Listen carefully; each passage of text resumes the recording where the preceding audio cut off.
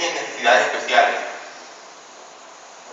Me decían que ellas no estaban seguras cuál era la necesidad de su hijo, cuál era la carencia, pero que ellas veían en su forma de hablar, en su acento, en su manera de comunicarse, de interactuar con otros niños. Ellas veían que sus niños necesitaban ayuda. Y me cuentan muchas de estas madres que tocaron puertas, fueron de psicólogo en psicólogo, de médico en médico, de terapeuta en terapeuta, y no les daban solución, no les daban respuesta, no les daban un diagnóstico certero. Y muchas veces le decían y les acusaban: mire señora, usted va a enfermar a su hijo no tiene nada, váyase para su casa, ese muchacho lo que está es malcriado, o es un niño que es demasiado tímido, ese no tiene nada. Pero si tú eres madre, tú sabes, tú tienes un instinto que sabes cuando tu hijo necesita ayuda. Y no importa lo que te digan, tú conoces a tu hijo.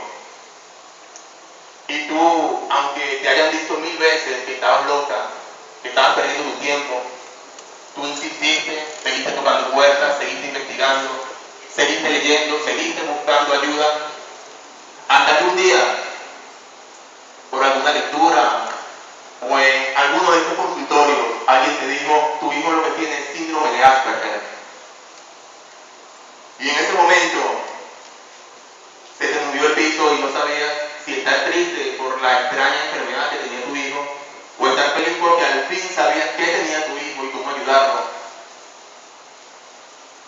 Y seguramente en una situación muy difícil, me cuentan las madres, no saben a dónde recurrir porque no hay suficientes profesionales que puedan ayudarlas, porque la mayoría de los médicos, de los terapeutas, de los psicólogos, de los expertos que deberían poder ayudarnos, no conocen muchas veces qué es el autismo, qué es el síndrome de Asperger.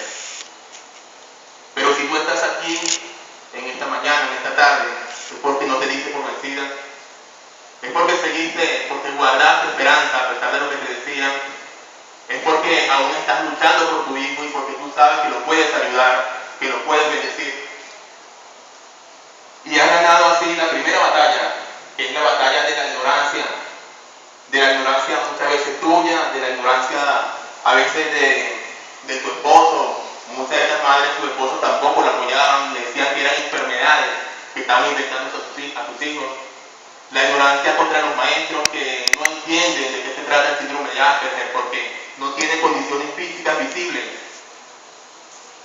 Y esta es la primera de muchas batallas que tienes que ganar para ayudar a tu hijo a superar sus afectaciones, a crecer, a desarrollarse. Y también sirve para evitar el acoso escolar, porque mientras más tú ayudes a tu hijo, mientras más lo apoyes, mientras más refuerces su autoestima, menos será él posible que se convierta en una víctima de acoso escolar o bullying. Pero aún hay muchas madres allá afuera que siguen batallando con la ignorancia, que siguen tocando de puerta en puerta buscando respuestas. Y por eso es importante esta actividad que han hecho nuestros compañeros, estudiantes del Instituto Universitario, porque si ustedes salen de aquí hoy sabiendo un poquitico más de qué se trata el síndrome de Asperger, seguramente tendrán más herramientas, seguramente tendrán más estrategias para entender a sus hijos, para apoyarlos, para que ellos puedan crecer como hombres y mujeres felices. Y es en este sentido que estoy yo aquí delante de ustedes para compartir y para hablar tanto acerca del síndrome de Asperger como del acoso escolar.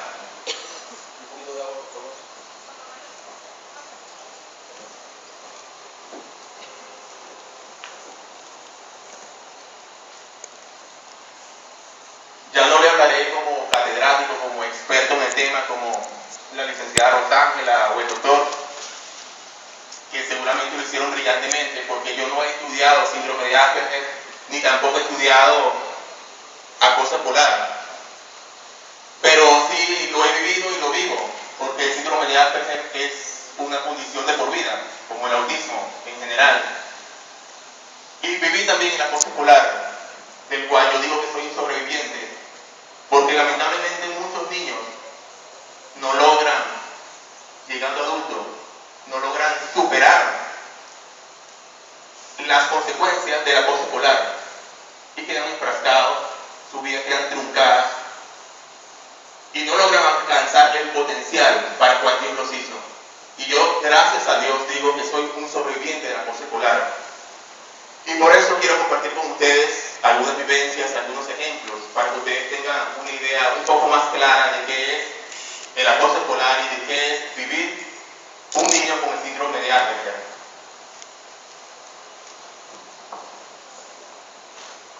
Quiero,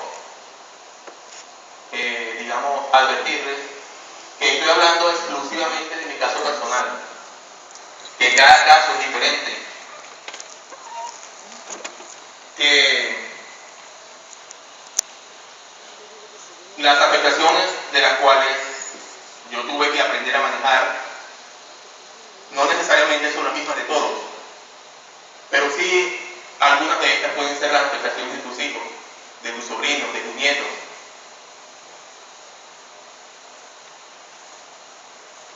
La primera vez que yo me di cuenta de que era diferente a los demás niños, tenía 5 años de edad.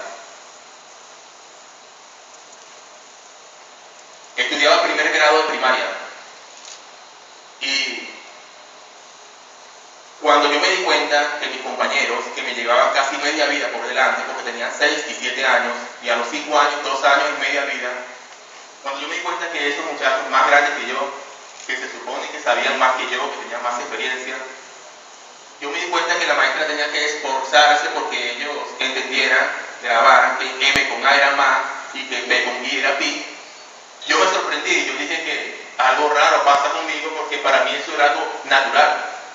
Yo aprendí a leer a los 4 años de edad y entré en la escuela y me di cuenta de esto y me percaté de que algo diferente pasaba conmigo. Y si tú no tienes síndrome de Asperger, tú puedes pensar que a lo mejor yo me sentí muy grande, muy poderoso, un niño genio, pero no es así. Porque no tiene nada de gracioso que tú sepas leer y no puedas compartir lo que lees con nadie. No tiene nada de maravilloso que puedas leer y no puedas mirar a los ojos a nadie. No puedas hablar con nadie, no puedas jugar. No podía mirar a los ojos a nadie. Después de cumplir 12 años de edad, yo no me había percatado de esto. Pensaba que era natural mi forma de ser. Poco a poco, con el pasar del tiempo, yo fui dándome cuenta de las cosas que eran extrañas para los demás y eran naturales para mí.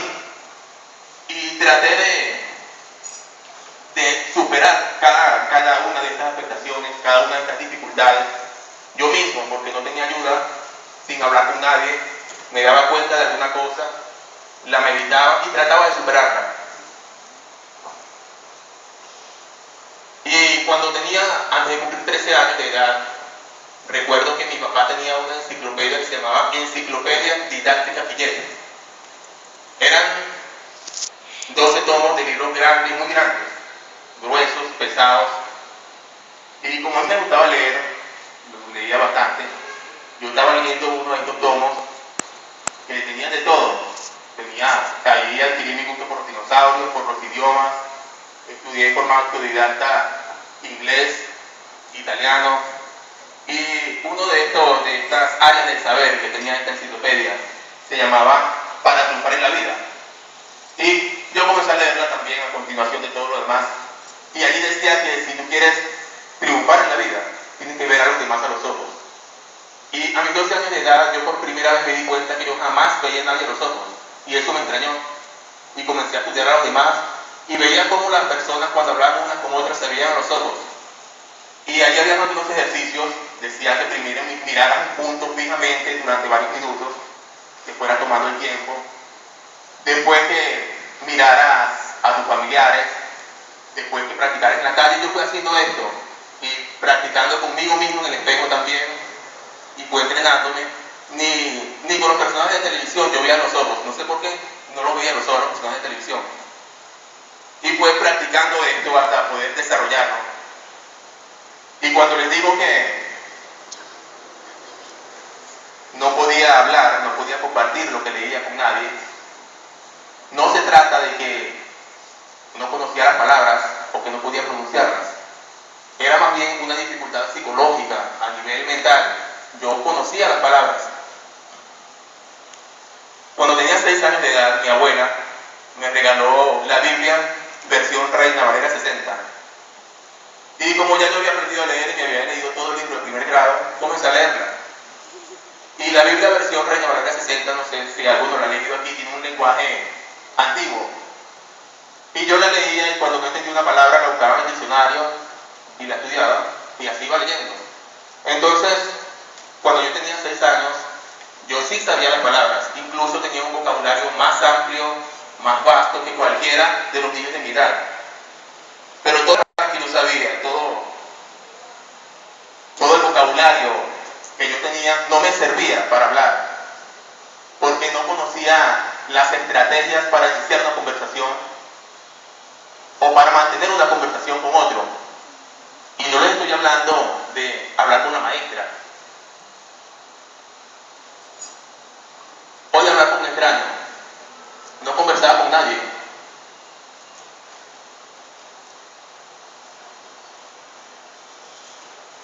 Solamente con mi hermana, mi hermana, la que me sigue.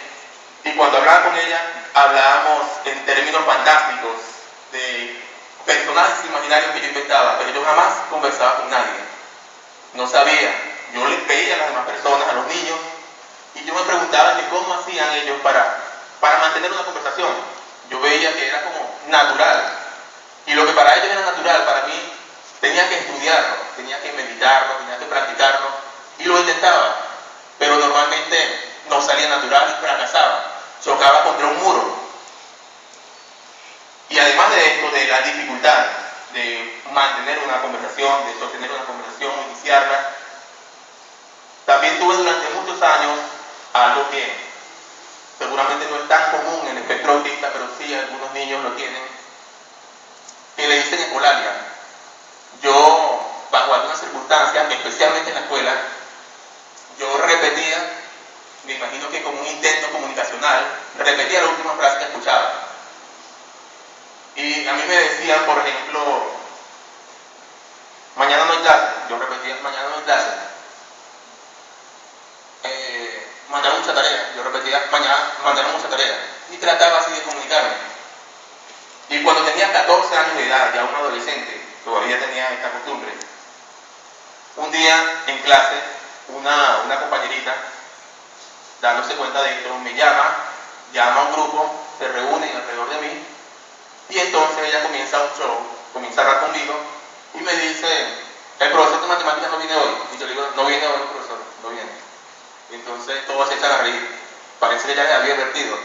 Y dice, este fin de semana es largo, y yo repito, este fin de semana es largo, y se echan a reír. Y yo, como nosotros no tenemos, las personas con síndrome de Asperger no tenemos comprensión cognitiva, somos inteligentes, yo me daba cuenta de que algo pasaba, y que algo se estaba riendo, y trataba de descubrir qué era. A la tercera oportunidad, ella dice, hoy salimos temprano, y todos se echan a reír. Yo me doy cuenta que se trataba de esto. Y en ese mismo momento, que yo me di cuenta que yo sufría de ecolalia, yo decidí en ese momento extirpar esta costumbre de mí, y lo hice. Y así fui haciendo poco a poco. Les dije también que no podía jugar con los otros niños. Y no se trata, para que entiendan de verdad, no se trata de que no quería jugar, no se trata de que me sentía más importante que los demás y no tenía por qué jugar con ellos. Se trata de que no podía. Y no podía porque no entendía sus juegos, no entendía las reglas de sus juegos. Y no estoy hablando de las reglas tácitas, las reglas escritas de los juegos, porque muchas veces eran juegos muy sencillos, con muy pocas reglas o sin reglas. Y sin embargo así, yo no entendía la gracia del juego, no entendía para qué lo hacían, cuál era la gracia del juego. Y yo trataba de entenderlo, de seguirlo, pero es difícil, porque yo tenía que, por una parte, adivinar qué estaba pensando el niño del otro equipo para bloquear la jugada, y nunca yo pude adivinar eso, ni ahora jugando dominó la persona adivina qué ficha tiene este, no podía. Tenía que tratar de saber qué estaba pensando el niño del mismo equipo para apoyarlo, ni idea. Y entonces yo digo ahora, he pensado yo, he meditado yo, que esto es algo así como un tipo de, yo le llamo inteligencia del juego, del cual yo carecía absolutamente, y carezco. Yo no juego ni pico pico, como dicen, nada. Y además de esta falta absoluta de inteligencia del juego, otra cosa que me dificultaba jugar era el rechazo al contacto físico. Los niños, y especialmente los niños varones, tenían, por ejemplo, ellos jugaban algo que yo no lo entiendo, que ellos le decían, carro sin plata no anda. Y entonces eso era que ellos se cubrían las nalgas con las manos, y el que no se le cubría, otro se la tocaba. Y eso era graciosísimo. Pero a mí no solamente me parecía gracioso, sino que me ofendía. O sea, yo no entendía por qué venía un niño a tocarme las nalgas a mí y yo tenía que reírme. Y esa actitud de mi parte, ellos la interpretaban mal, por supuesto, y me ganaban enemistades, me hacían más difícil la integración. Tenían un juego, recuerdo, que llamaban el pilón, que un niño se tiraba arriba de otro, y otro se tiraba arriba de este, y otro se tiraba arriba de los tres, y así hacían un pilón, y los que estaban más arriba le lanzaban golpes a los que estaban más abajo. Y aquello era una gozadera, pero a mí me daba terror. Y a esta dificultad que me imposibilitaba más aún jugar con los demás niños, se sumaría las dificultades motoras. Hablaba con mi hermana, siempre lo recordamos cuando éramos niños, caminábamos, nosotros vivíamos en una casa, en un apartamento que tenía un pasillo largo y derecho, y así sería que nosotros nos tropezáramos con la pared, en algo tan fácil. Yo me sentía como Koji Kabuto manejando a Mazinger Z, y yo trataba de afinar mis movimientos, de hacerlo bien, pero no era fácil, y eso también dificultaba aún más la relación, los juegos con los otros niños. Y además de estas afectaciones que dificultaban el jugar con los otros niños, también recuerdo que tenía algo que llaman estereotipias, todavía tengo algunos rastros de esos, pero yo tenía estereotipias llaman a movimientos extraños, muchas veces inconscientes o automáticos, y yo recuerdo uno de los movimientos más raros que tenía, era que yo tenía una pistola imaginaria, y en el recreo yo sacaba la pistola imaginaria, le daba la vuelta con mi mano y la aseguraba, y yo caminaba en el recreo haciendo este movimiento. Y cuando tenía 6 años también recuerdo que unos niños, viéndome ejecutar ese movimiento, me señalaron y se rieron de mí diciendo, mira, está loco. Y yo en ese momento también descubrí que aquello, vi a mi alrededor, que aquello no era natural, y también decidí exterminar aquello. Y como por orgullo mío, yo simulé, no, a mí no me importa lo que digan esos niñitos, no me pueden seguir con mi pistolita, pero lo que se perdieron de vista, yo solté aquello y yo dije, nunca más vuelvo a hacer esto, porque yo quiero ser un niño normal. Y les hablo a ustedes de estas afectaciones, porque es importante que ustedes sepan, que ustedes conozcan, que ustedes reconozcan en sus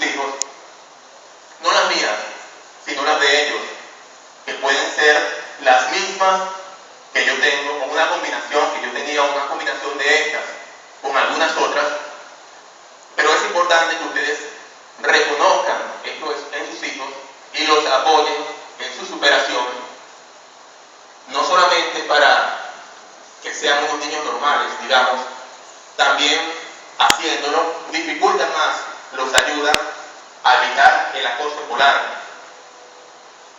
Y el acoso escolar no es, como se creyó durante mucho tiempo, un juego de niños. El acoso escolar, como ya les dije, puede marcar profundamente a la persona, puede marcar profundamente al niño, a su vida, a su destino. Y estas afectaciones que yo tenía, junto con otras, hicieron que niños que les parecía gracioso, que era gracioso perseguir a un niño, hostigarlo, violentarlo, amenazarlo, torturarlo, porque es diferente o porque es más débil, o preferiblemente por las dos cosas, vieron en mí un blanco perfecto para ejecutar sus malas acciones. Y estos niños, este tipo de niños que siempre ha existido, porque los adultos no les enseñamos, no los sensibilizamos, no los enseñamos que lo diferente también se respeta, aprovechaban las nulas, escasas o deficientes supervisiones del personal docente y ejercieron sobre mí una persecución, una lidia, un acoso difícil de soportar para cualquier niño, no solamente con síndrome de Asperger, como era mi caso, sino para un niño con cualquier condición. Era difícil soportar esto, era difícil vivir aquello. Y aquellos acosos fueron diferentes según el año, fueron insultos verbales, amenazas, hostigaciones, robos, terror. Aquello vivió su clima, su más alto grado cuando yo tenía 11 años de edad. Recuerdo que a esa edad, yo estudiaba ya primer año de bachillerato, y recuerdo que cada día que yo me levantaba,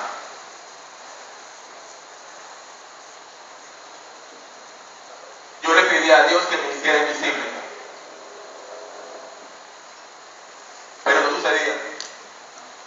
Los niños seguían viéndome, los niños seguían estando allí, pero yo le doy gracias a Dios porque Él no me hizo invisible. Él me dio voz para hablar por todos los niños que ahora están pasando por lo que yo pasé, para defender su causa, para luchar en contra del acoso escolar y a favor de los niños con síndrome de Asperger.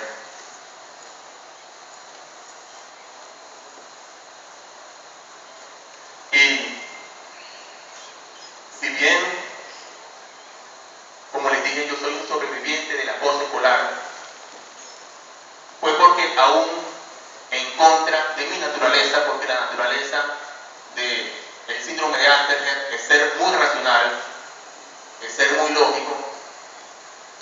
En contra de mi naturaleza, mi abuela, cuando yo no podía hablar con nadie, ella me dijo: hijo, hay un Dios allá arriba, que aún lo que tú no puedes decir, Él lo puede escuchar. Lo que tú no le puedes decir a nadie, ni a tus padres, ni a tus hermanos, háblalo con Él en tu corazón, porque Él te puede escuchar. Y yo creí esto. Y esto me dio fuerzas a mí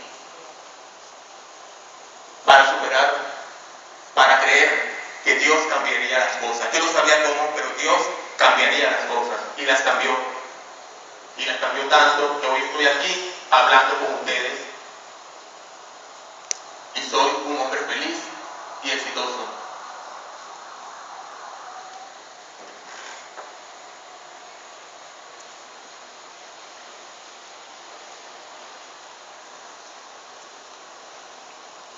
Pero, si bien yo tenía a Dios, si bien yo creí a Dios y esto me salvó. Los niños de ustedes son más afortunados que yo.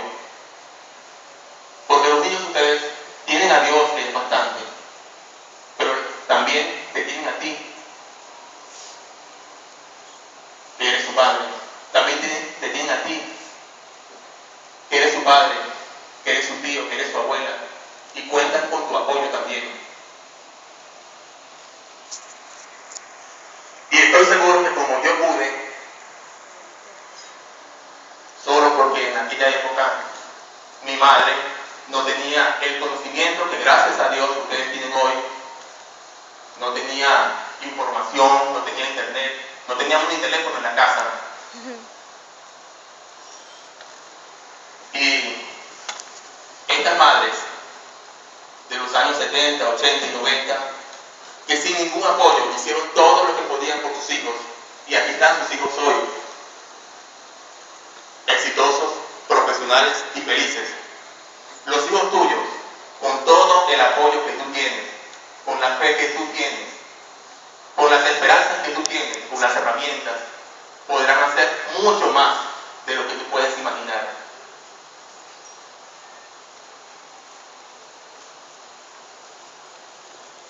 Y por esto le doy gracias a Dios por esta oportunidad de compartir con ustedes.